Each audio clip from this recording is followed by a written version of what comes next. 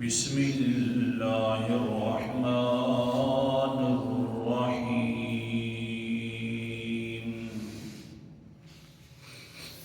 من ذا الذی یشفع عنده الا بإذنه الآیہ صدق اللہ العظیم من کون ہے الذی وہ ہستی یشفع جو شفاعت کے لیے اپنی زبان کھول سکے لہو اس اللہ کے پاس الا باذنہ مگر اسی کی اجازت کے ساتھ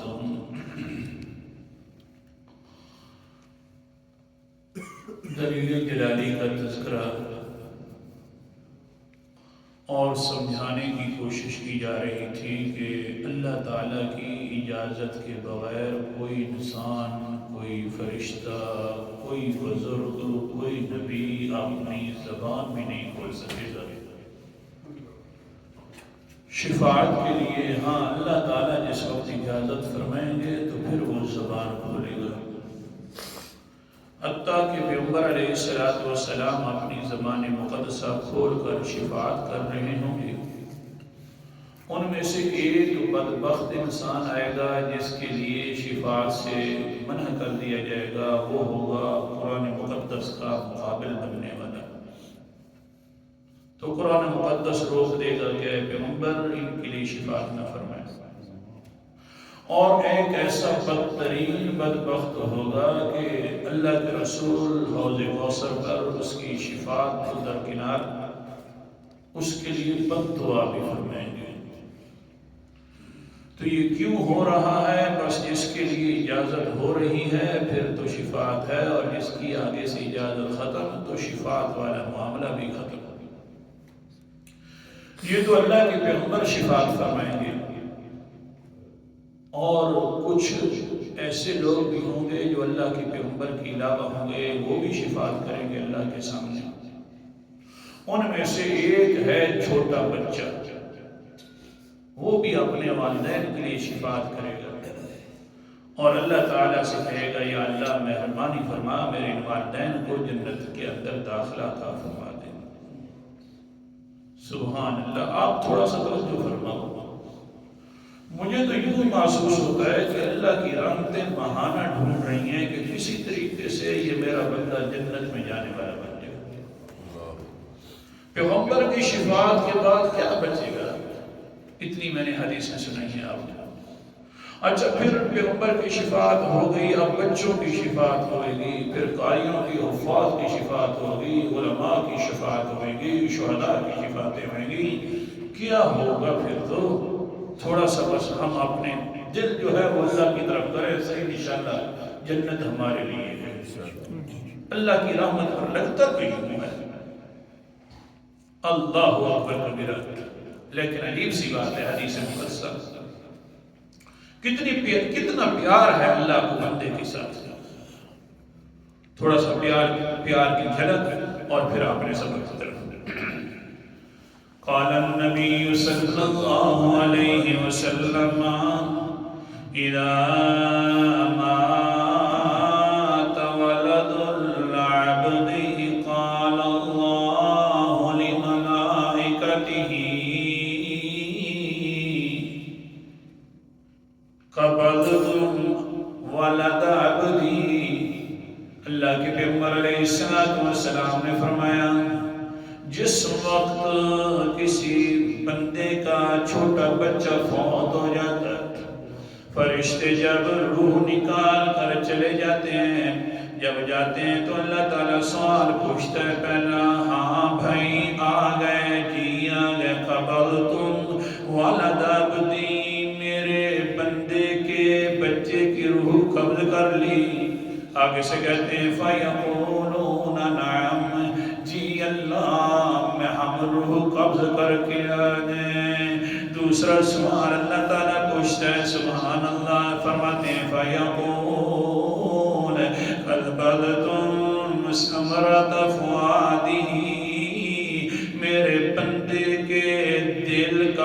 پھول قبض کر کے لے آیا. فَيَقُولُونَ نَعَمْ آگے سے کہتے ہیں جی ہاں لے آئے ہیں. یقول پھر سوال ہوتا ہے فی روایت اللہ اکبر کبیرہ اللہ تعالیٰ پھر پوچھتے ہیں قبضتم ثمرۃ عینہ میرے بندے کی آنکھوں کی ٹھنڈک لے کر آ گیا. جی فیقولون نعم آگے سے فرشتے کہتے ہیں جی ہاں لے آئے ہیں. کیسا دربار ہے سنو نا. تقوی مسجد والا دربار نہیں ہے اللہ والا دربار ہے. ہاں ہاں عرش کے اوپر تذکرہ ہو رہا ہے اس بندے کا کتنا پیار ہے. ورنہ تو ہر انسان اپنی موت اپنے وقت کے اندر ہی مرتا ہے. سورت کا نام سورت آل عمران ہے. 4 پارہ ہے قرآن مقدس کا انداز آیت نمبر 145 ہے. اللہ فرماتے ہیں وَمَا كَانَ لِنَفْسٍ أَن تَمُوتَ إِلَّا بِإِذْنِ اللَّهِ كِتَابًا مُؤَجَّلًا. کوئی انسان بھی نہیں مرتا مگر اللہ کے حکم سے مرتا ہے اور وقت مقرر پر مرتا ہے. نہ 1 منٹ پہلے نہ بعد میں. لا يستاخرون ساعة ولا يستقدمون. 1 سیکنڈ نہ پہلے روح قبض ہوتی ہے نہ بعد میں. اپنے وقت پر ہی انسان مرتا ہے. لیکن اللہ محبت والی باتیں کر رہا ہے اپنے بندے کے بارے میں. سبحان اللہ. پھر دیکھو تو صحیح نا ہم نے کس کو چھوڑ دیا ہے. وقت پر مر رہا ہے. اتنا ہی وقت رہنا تھا نہ آگے نہ پیچھے. لیکن اے بندہ تو دیکھ تو صحیح نا تیرا ذکر ہو رہا ہے اللہ کے سامنے. تیرا ذکر اللہ کر رہا ہے عرش پر کر رہا ہے. کیا مقدر کی بات ہے. بھلا اس سے بھی زیادہ ہستی کہاں سے ڈھونڈو گے. ہاں ہاں قرآن مقدس کے انداز وہاں پیارا قرآن پاک سورت کا نام سورت الحج 17واں پارہ ہے. اللہ تعالیٰ فرماتے ہیں وَاعْتَصِمُوا بِاللَّهِ. اب تو سرکی کا جملہ ہے سرکی والا میں نے پورا کرے گا. ہون تا تسا جفا مار گھنو اللہ تعالیٰ نو. وَاعْتَصِمُوا جفا مارو چاہیے. کیا مطلب اب تو اللہ تعالیٰ کو مضبوطی سے پکڑ لو نا. اس کے علاوہ تمہیں اور کون سا در چاہیے کہ اللہ کے علاوہ اور دروں کے ڈھونڈتے ہو. تیرا تذکرہ ہو رہا ہے سننا عرش پر ہو رہا ہے فرشتوں کے ساتھ بار بار ہو رہا ہے. تو پھر یہی وانا ہوا مولاکم وہی تمہارا دوست ہے اللہ تعالیٰ. وَنِعْمَ الْمَوْلَى بڑا اچھا دوست ہے اللہ تعالیٰ. وَنِعْمَ النَّصِيرُ بڑا اچھا مددگار ہے اللہ تعالیٰ. سنو سنو حدیث اللہ اکبر کیا بات ہے. دوسری حدیث قال النبی صلی اللہ علیہ وسلم ثلاث اقسم علیہن واحدثکم حدیثا فاحفظون. اللہ کے پیغمبر علیہ السلام فرماتے ہیں لوگوں میں 3 مرتبہ قسم اٹھا رہا ہوں.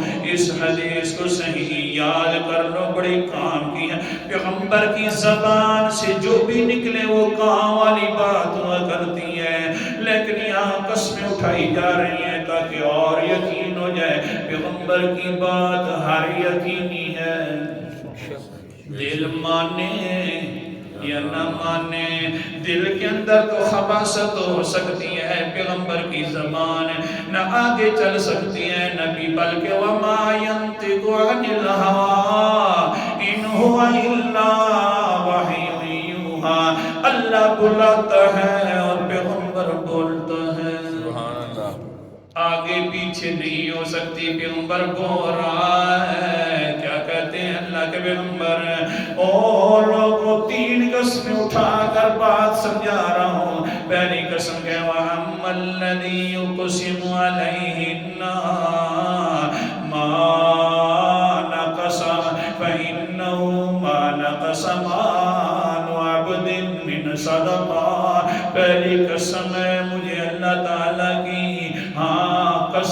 اٹھانی ہے تو کس کے نام کی؟ اللہ اونچا بولو، کس نام کی؟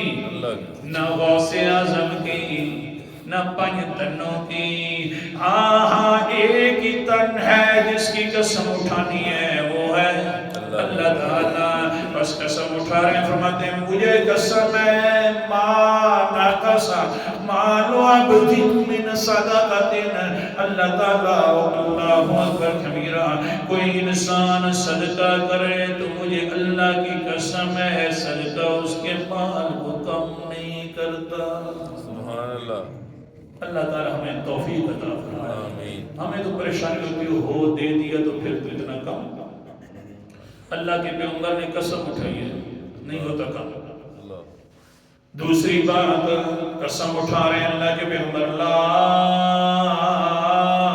ظلم عبد مظلمة صبر علیہا الا زادہ اللہ بہا عزا۔ بڑے پیارے الفاظ ہیں، جس طرح قرآن مقدس والے الفاظ پیارے ہیں، ایسے ہی پیغمبر کی زبان والے الفاظ بھی پیارے ہیں۔ قرآن پاک سمجھیں پیغمبر کی زبان سے آتا ہے، بڑا پیارا لفظ ہے۔ کیا فرمایا اللہ کے پیغمبر نے؟ مجھے دوسری قسم ہے اس اللہ تعالیٰ کی، کسی انسان کے اوپر ظلم ہو جائے، مظلوم بن جائے اور پھر صبر کر لیتے ہیں اس کے اوپر، تو اللہ تعالیٰ اس کی شان اور عزت بڑھا کے رکھ دیتے ہیں۔ ہاں ہاں یہ بھی انسان ہے، بیٹھا ہوا ہے، بیٹا فوت ہو گیا ہے، اللہ تعالیٰ شانیں بڑھا رہے ہیں کہ عرش کے اوپر اس کا تذکرہ ہو رہا ہے، سناؤ میرے بندے کا کیا حال ہے۔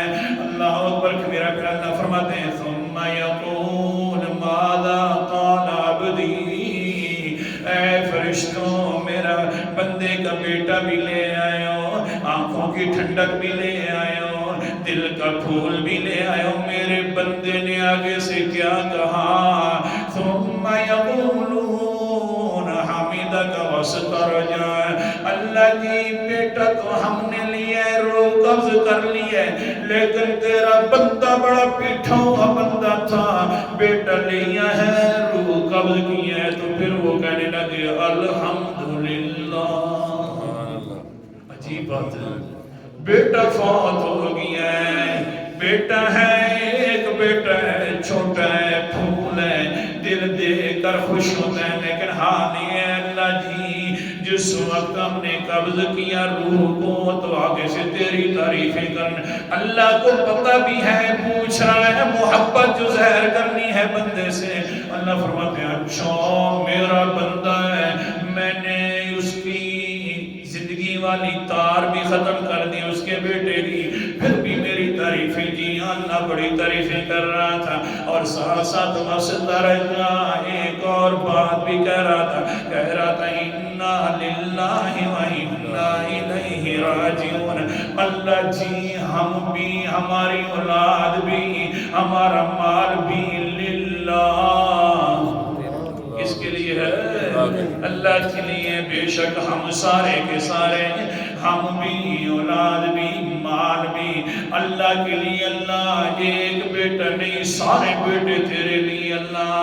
اللہ جی ایک اولاد نہیں، اللہ جی ہم بھی ہیں۔ قرآن مقدس کے انداز دیکھ لو، سورت کا نام سورت البقرہ ہے، وہاں قرآن مقدس ہے۔ اللہ تعالیٰ فرماتے ہیں جو ایسا ہوتا ہے بندہ وبشر الصابرین الذین اذا اصابتهم مصیبہ، خوشخبری سنا دو میرا پیغمبر ان لوگوں کو جو صبر کرتے ہیں، کس وقت جب کوئی آن پڑتی ہے بڑی مصیبت تو کہتے ہیں انا للہ و انا الیہ راجعون، یہ کہتے ہیں تو پھر اوپر سے کیا ہوتا ہے اولئک علیہم صلوات من ربہم، یہ انا للہ پڑھ رہے ہوتے ہیں اور میں اوپر سے شاباش نازل کر رہا ہوتا ہوں، وہاں بندہ شاباش ہو، وہاں بندہ بندہ تو نے حق ادا کر دیا ہے، میں نے تو تیرے ساتھیوں کی ہے، آگے سے تو کہتے اللہ ساری چیزیں تیرے لیے، جیسے مرضی ہیں فیصلے کر دیں، شاباش بھی آتی ہیں، رحمتیں بھی آتی ہیں، وَأُولَٰئِكَ هُمُ الْمُهْتَدُونَ۔ میں لکھ دیتا ہوں یہ ہدایت والا بندہ ہے، میں کر رہا ہوں لیکن میرا در چھوڑ نہیں رہا، بلکہ میرے اوپر امیدیں لگا کر بیٹھا ہوا ہے، کہ میں نے ہے پھر بھی امید میرے اوپر ہے، اس لیے بڑا ہدایت والا ہے۔ چلیے سبق کی طرف۔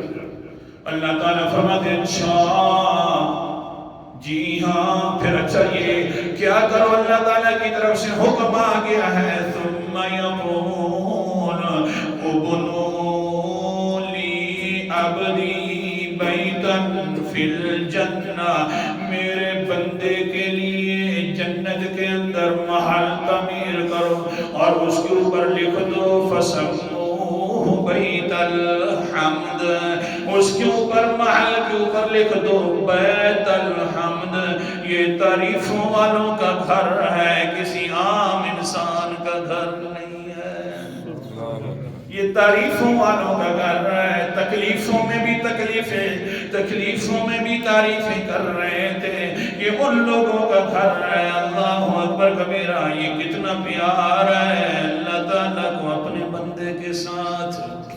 پھر کیا ہوگا جس وقت روح قبض ہوئے گی،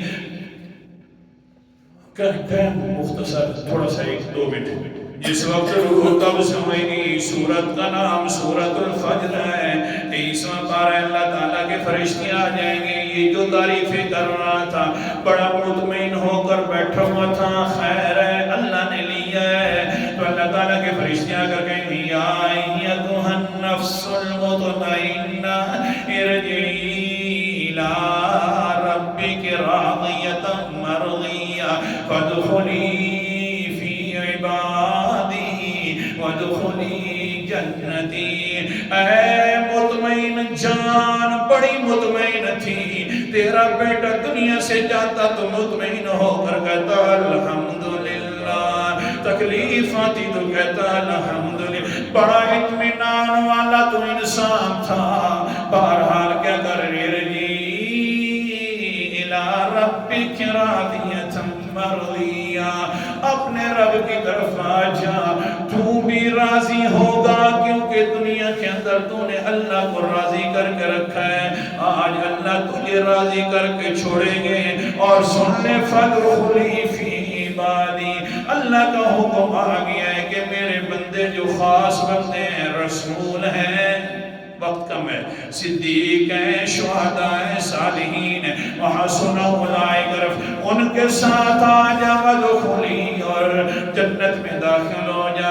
اللہ اکبر کبیرہ، جب جنت تک پہنچ جائے گا، سنو سینا، سورت کا نام سورت رعد ہے، 13واں پارہ ہے، اوپر سے اللہ تعالیٰ کی طرف سے کیا انعام آئے گا؟ پہلا سلام علیکم بما صبرتم فنعم عقبی الدار، آیت نمبر 24 ہے، سلامتی آ جائے گی، اللہ فرمائے گا وہ میرا بندہ تیرے اوپر میرے سلام ہو، بما صبرتم، جو تو نے صبر کیا تھا، صبر کے ساتھ تعریفیں بھی کرتا رہا، فنعم عقبی الدار، گھر دنیا کا چھوڑ کر آیا ہے، اب اچھے انجام اور اچھے گھر تک پہنچ گیا ہے، اس طرح کا گھر تجھے اور کہیں سے نہیں ملے گا۔